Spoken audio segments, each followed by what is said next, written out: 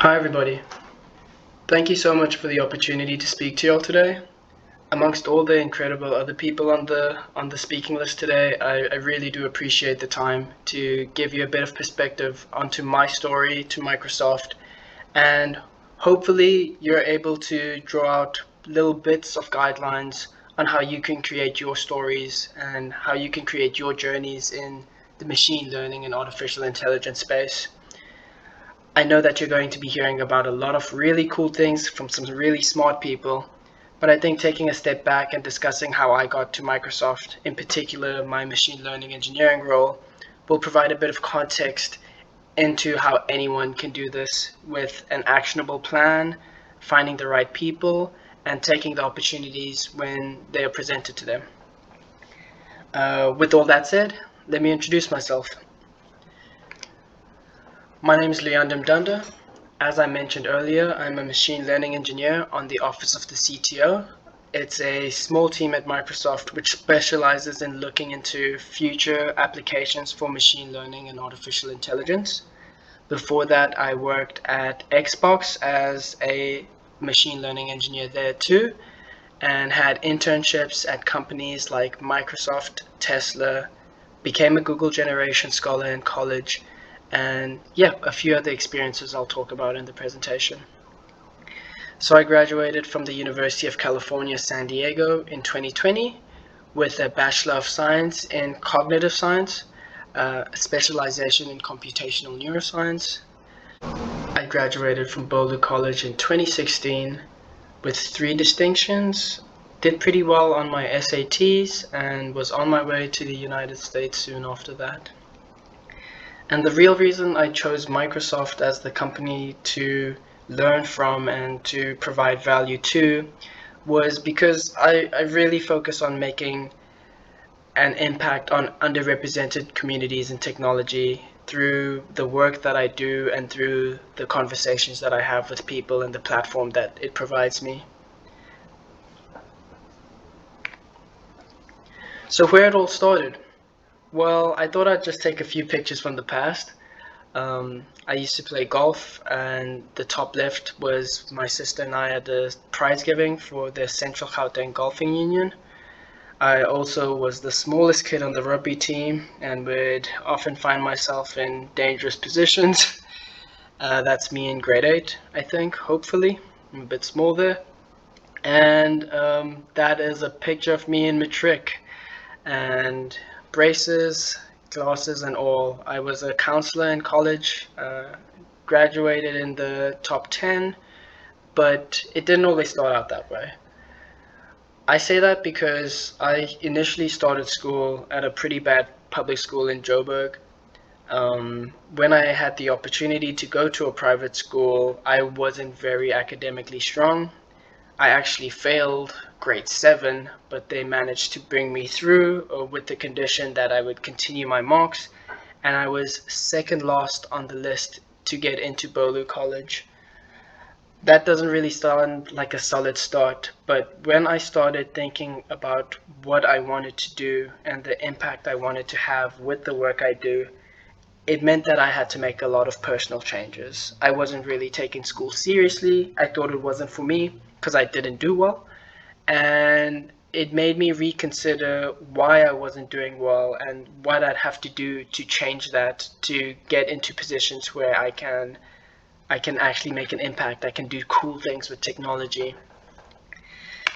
So in complete desperation, I had this big dream of working at Microsoft. I used to play on my Xbox and see everyone use like Microsoft Word and PowerPoint, and just think to myself, how cool would it be to have the opportunity to have an impact in these spaces?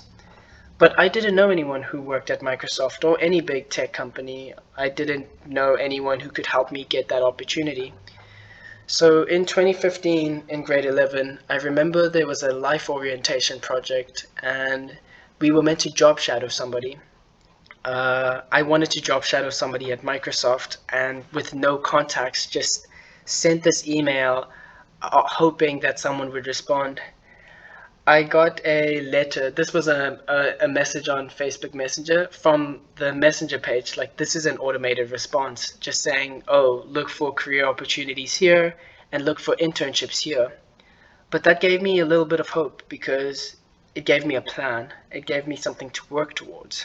So I started working and I started finding people who believed that I could achieve this plan to support me in that. So I began going to additional office hours with my math tutor.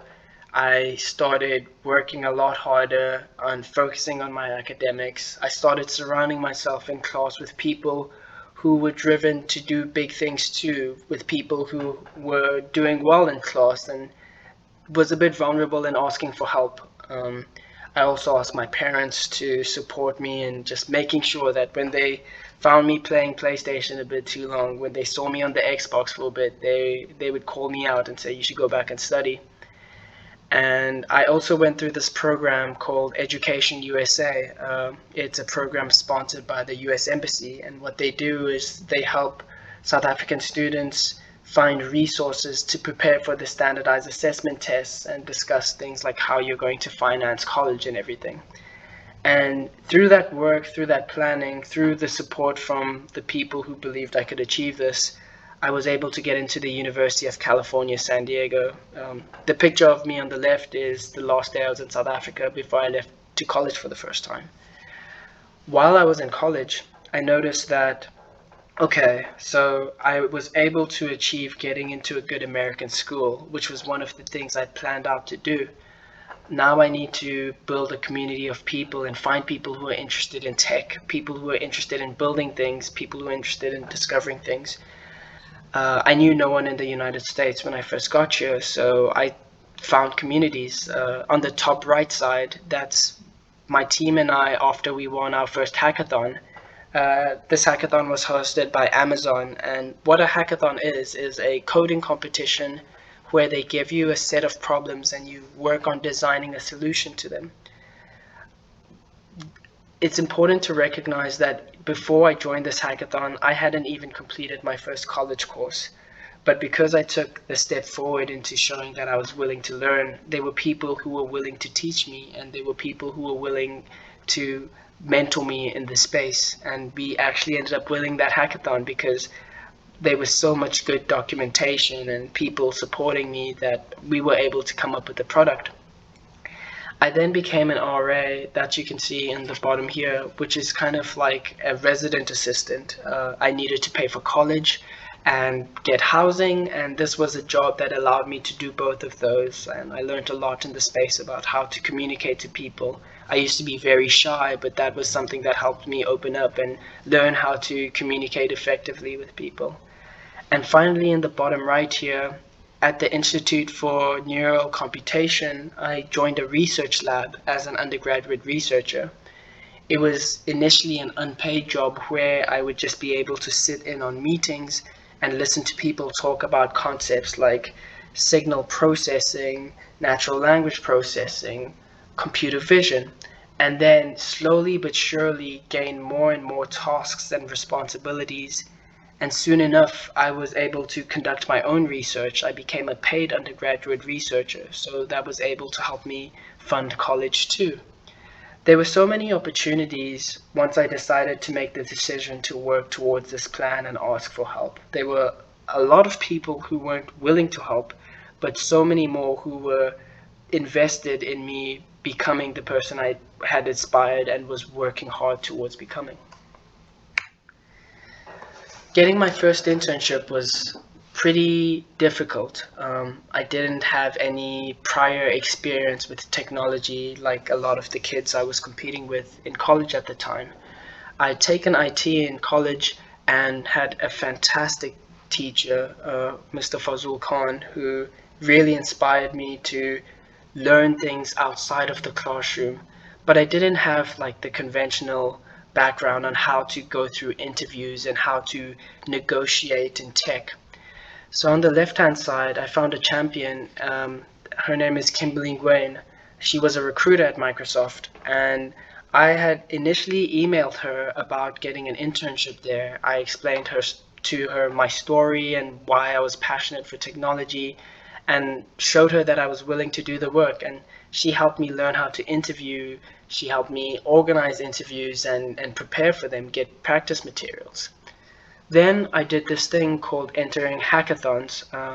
On the bottom here is a hackathon I completed with my sister Tundo, who was still in high school at the time.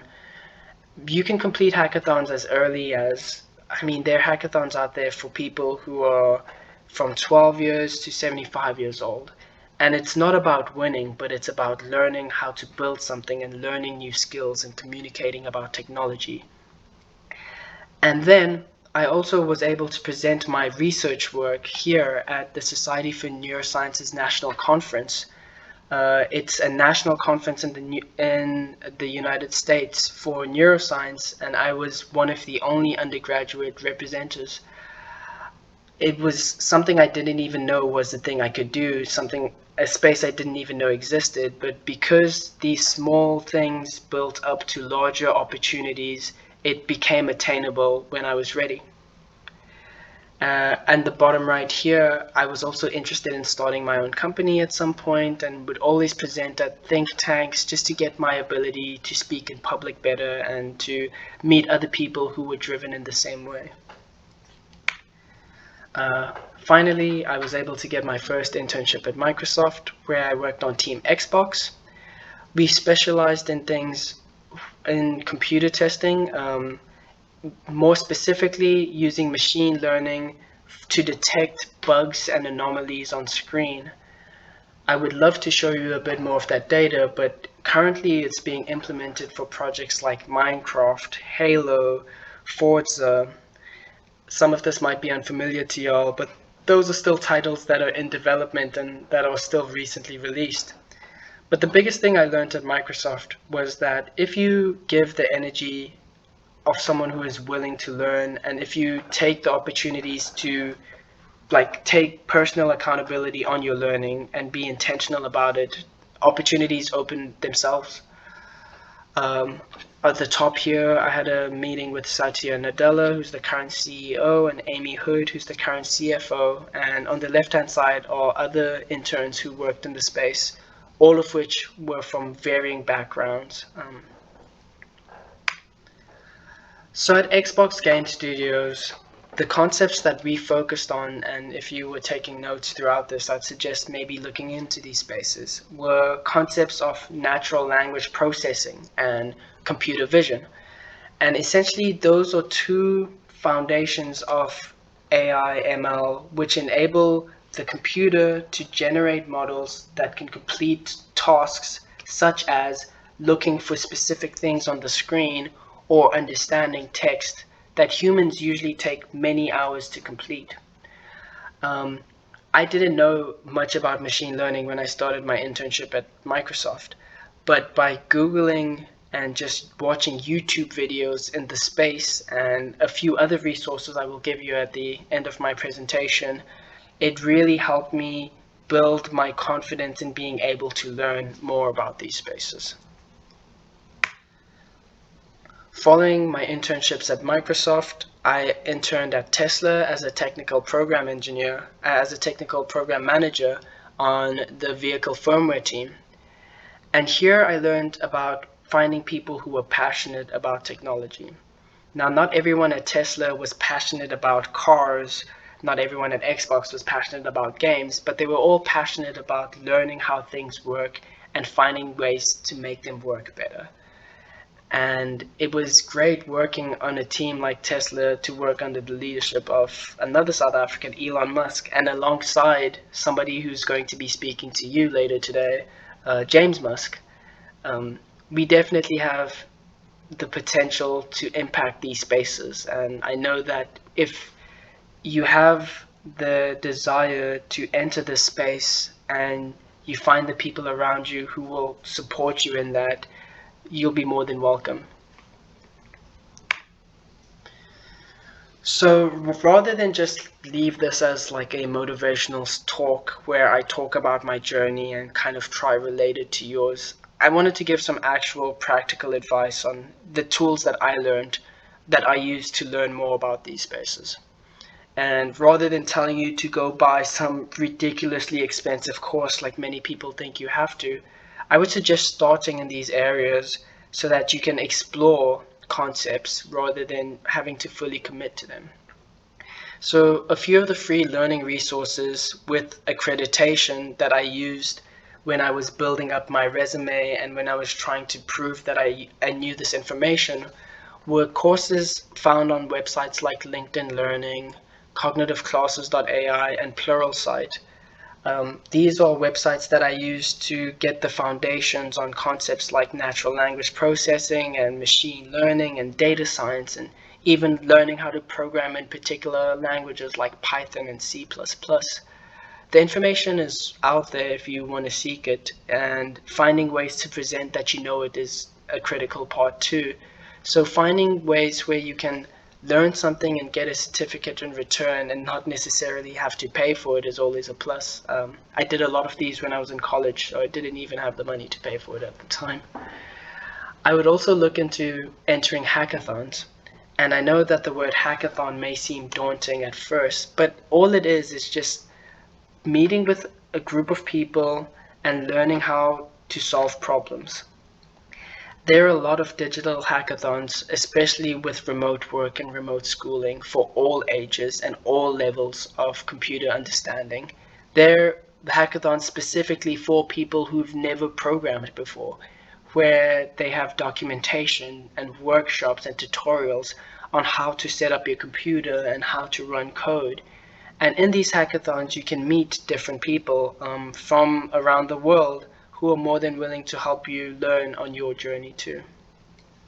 And the concepts that I would suggest looking into, at least if you're interested in the space initially, are natural language processing and computer vision. And not because they're necessarily the easiest concepts to grasp, but because they're some of the most widely explained at different levels. So I would suggest just taking time going on YouTube and looking at videos that explain these two concepts, amongst many others, and just using that as a stepping board to familiarizing yourself with how people talk about computer science, machine learning, artificial intelligence. It it sounds like a very daunting space, but when you break it down and when you find people who have experience in the space and when you take time to just play around with the tools and experiment, you really form an understanding for this. And I genuinely believe that anyone can.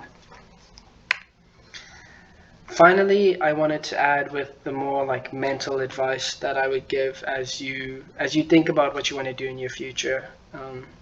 Dream big and be bold. I know that this is cliche and many people tell you this at this point in time, but I genuinely mean it when I say figure out what is something you never even imagined you could do, a way in which you can impact the world, a company that you could work for that no one really gave you an option for, because no one's going to do it until you do. No one's gonna really figure it out until you say you want to figure it out. And if you give it a chance and you create a plan and you find people around you that will support you, you'll get a lot further than you expect.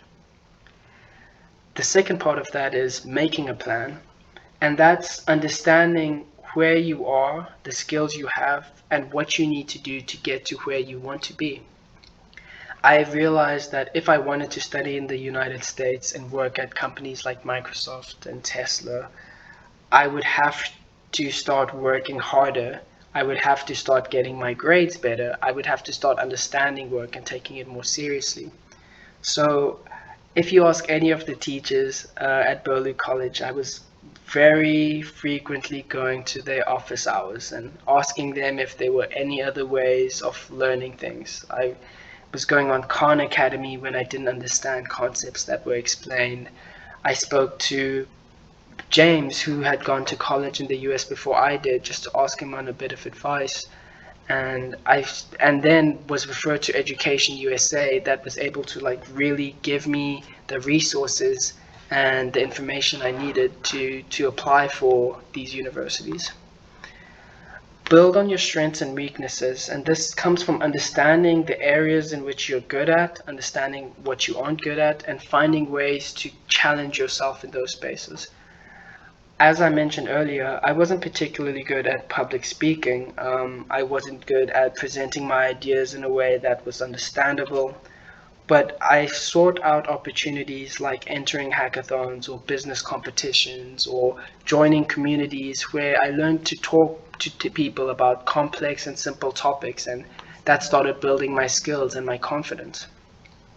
I also surrounded myself with people who wanted to support my journey, who were working on their own journeys too, and it helped being motivated and understanding that there were people who were supporting me throughout this. No one's able to do big things on their own, and finding people who are willing to support is a critical part of it.